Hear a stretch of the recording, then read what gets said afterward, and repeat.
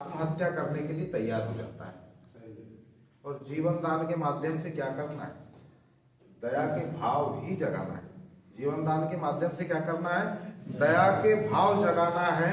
और मैं यहाँ 100 लोग बैठे हैं, 50 लोग बैठे हैं, अगर किसी के साथ भगवान न करे जीवन में 2 चीज कभी बता के नहीं आती, पहली है दुर्घटना और दूसरी बीमारी। इस पे किसी का बस नहीं चलता। और कोई व्यक्ति ऐसा करके नहीं बोल सकता दिल पे हाथ रखे कि मेरे साथ कभी दुर्घटना नहीं होगी या मैं कभी बीमार नहीं होऊंगा। ठीक है, 50 लोग बैठे हैं एग्जाम्पल के लिए, और किसी एक व्यक्ति को चोट लग जाए,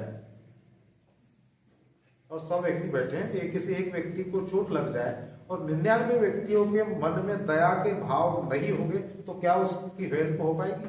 नहीं। हेल्प हो पाएगी? नहीं हो पाएगी। आज हमारे जो सम्मानीय सुनील दत्त शर्मा जी, उनको मैं बहुत बहुत धन्यवाद करता हूँ कि आज उनकी अनुपस्थिति में मैं जिन शब्दों को रखने जा रहा हूँ उसको ध्यान से सुनिएगा और अपने दिमाग से विश्लेषण भी जरूर कीजिएगा। आज हर आदमी अपना घर, अपना परिवार, अपने बच्चे खत्म हो गया।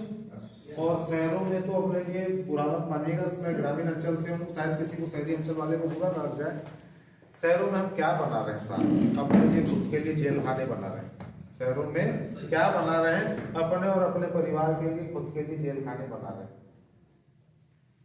आज शहरी अंचल का व्यक्ति, WHO की रिपोर्ट है, स्ट्रेस में ही पूरा जीवन गुजर रहा है। हर चीज इससे नहीं खरीदी जा सकती, कुछ चीज के लिए इसकी भी जरूरत पड़ती है। अगर हमने 100 लोगों में से 25 लोगों के मन में भी अगर दया के भाव जगा लिए, तो निश्चित ही जो जरूरतमंद व्यक्ति है या जिसको चोट लगे उसकी मदद हो पाएगी। 100%। Yes sir. तो हम जीवन दान के माध्यम से एक परिवार का निर्माण कर रहे हैं, और उसमें क्या कर रहे हैं? एक परिवार का निर्माण, और परिवार की परिभाषा ही अपने आप में अद्भुत है। अगर सपोज कल्पना कीजिए मेरा 5 लोगों का परिवार है, पति पत्नी और बच्चे, ठीक है। कल्पना कीजिए, सोचिए किसी एक व्यक्ति की अगर तबीयत खराब हो जाए तो उसकी व्यवस्था में 4 लोग लग जाते हैं, जिसके हक में होता है जो वो चीज करता है। कोई एम्बुलेंस को बुलाता है, कोई डॉक्टर को इनवाइट करता है, कोई पैसों की व्यवस्था करता है। कुल मिला के उन चारों का उद्देश्य होता है कि एक व्यक्ति तक मदद पहुंचाए। ठीक है। दूसरी चीज,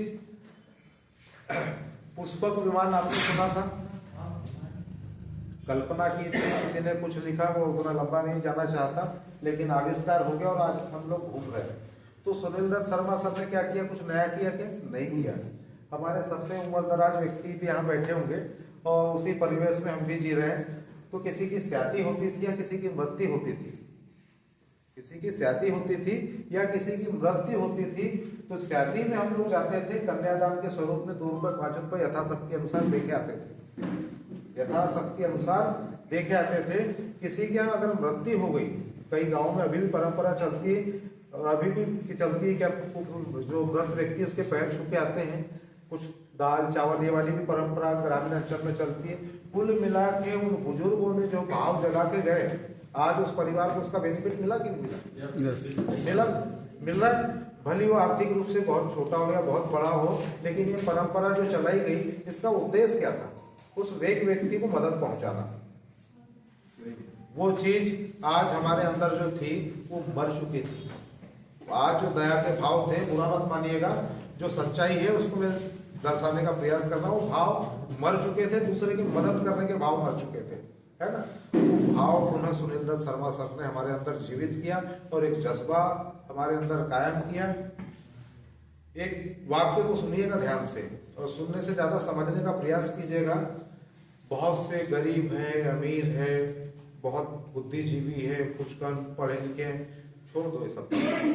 आप क्या है ये महत्वपूर्ण नहीं है। आप क्या है ये महत्वपूर्ण नहीं है। महत्वपूर्ण ये है कि आप क्या कर सकते हैं।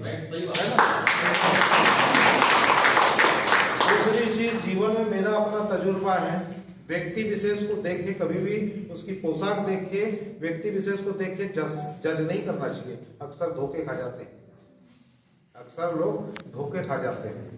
तो कल क्या था? वो बीता हुआ कल था।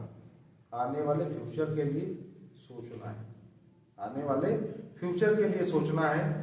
एक महान व्यक्ति जो धन के लालसा से समाज की सेवा करने नहीं निकला, बाकी बहुत से मैं समाज सेवी को जानता हूँ जिन्होंने नाम तो कमाया लेकिन ये बनाने में नियत रही।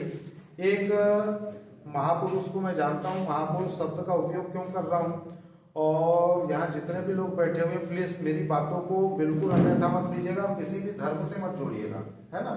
पहले निवेदन है, जो मुझे अच्छा लग रहा है, जो चीज अच्छा है तो उसको मुझे प्रेजेंट करने में कोई हर्ज नहीं है। एक बहुत ही सामान्य घर का लड़का जिसकी परिस्थिति बहुत गंभीर, वो व्यक्ति ने ऐसा क्या माहौल क्रिएट किया कि जो विदेश तक पढ़ने पहुंच गया, और उसने 3 मंत्र दिया है, संगठित रहिए, शिक्षित बनिए और संघर्ष कीजिए। उस व्यक्ति ने जब तक ये धरती रहेगी तब तक नाम रहेगा। वो भी एक साधारण व्यक्ति था और उसने एक लीडरशिप जो की निस्वार्थ भाव से की और लोगों की मदद के लिए की, और उसने जो मदद पहुंचाई वो नींव का पत्थर साबित हो गया, नींव का पत्थर साबित हो गया।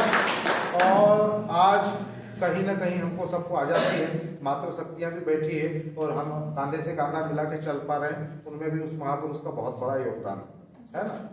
जीवन में आपको संघर्ष करना पड़ेगा, परिस्थितियां क्या है मैटर नहीं करती, संघर्ष करना पड़ेगा। शिक्षित बनिएगा, नहीं आता आपको अनाराम पढ़ना कोई जरूरत नहीं है। मेरे को अगर नहीं आता, कोई चीज नहीं समझ में आती तो अपने अंदर से शर्म को मार दीजिए, शर्म है क्या मेरे को नहीं पता, मेरे को नहीं समझ में आ रहा, मेरे थोड़ा बताइए क्या है, इनसे मुझे सीखने मिल रहा है।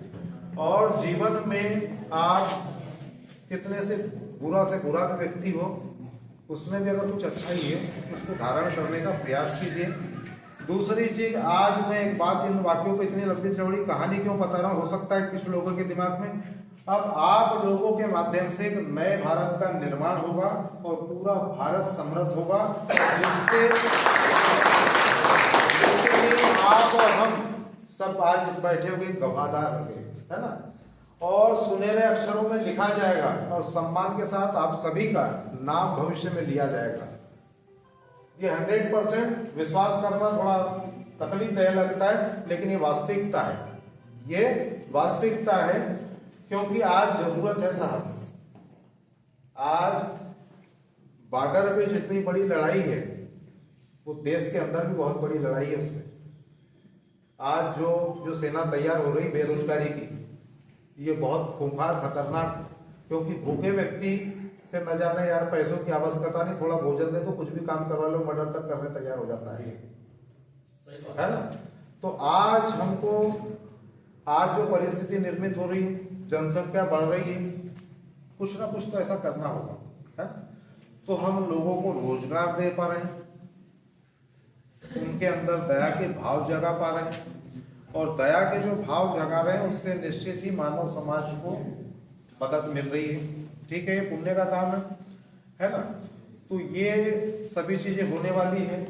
दूसरी चीज, यहाँ पे बहुत आगे लंबा टॉपिक हो जाएगा, चलिए मैंने शुरुआत किया, आप जितने लोग यहाँ उपस्थित हैं शारीरिक रूप से सभी फिट हैं? फिट है? फिट है ना। मैंने जब शुरुआत की थी तो मैं